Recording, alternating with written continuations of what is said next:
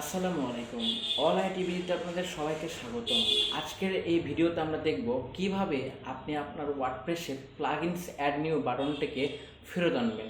আমরা অনেক সময় দেখি যে আমাদের ওয়ার্ডপ্রেসের ড্যাশবোর্ডে প্লাগইনসের অ্যাড নিউ বা প্লাগইন এডিটর অপশনটা হোভার করলে আসছে না। তো এইটাকে আজকে আমরা সলভ করব। প্রথমে আমরা প্রবলেমটিকে দেখে ফেলি। এটা হচ্ছে আমাদের ওয়ার্ডপ্রেসের ড্যাশবোর্ড।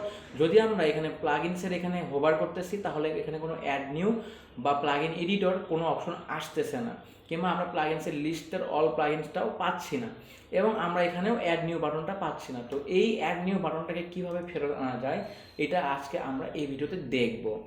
সর্বপ্রথম আপনাদের কী করতে হবে, আপনাদের যে হোস্টিংয়ের কন্ট্রোল প্যানেল বা সি প্যানেল এটাতে লগ ইন করতে হবে। তো আপনারা সি প্যানেলে লগ ইন করবেন। সি প্যানেলে লগ ইন করার পরে আপনাদের যেতে হবে ফাইল ম্যানেজারে। আপনার ফাইল ম্যানেজারে ক্লিক করে দিবেন।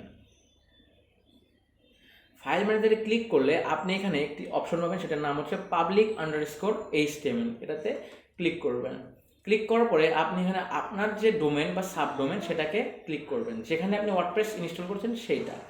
এরপরে আপনি এইখানে একটি অপশন পাবেন, সেটা হচ্ছে wp-config.php। এটাকে সিলেক্ট করবেন, করে এখানে এডিট ক্লিক করবেন এবং এখান থেকে আবার এডিট করে দিবেন। আমরা এখানে config.phpর একদম শেষে যদি যাই তাহলে দেখতে পারবো যে আমাদের এখানে একদম শেষে বা কোথাও একটা জায়গাতে আপনি এই দুটো লাইন আপনি পেয়ে যাবেন, যে ডিসঅ্যালাউ ফাইল এডিট এবং ডিসঅ্যালাউ ফাইল মোডস, এই দুটো ট্রু থাকবে। তো এই ট্রু হচ্ছে এটি বুলিয়ান।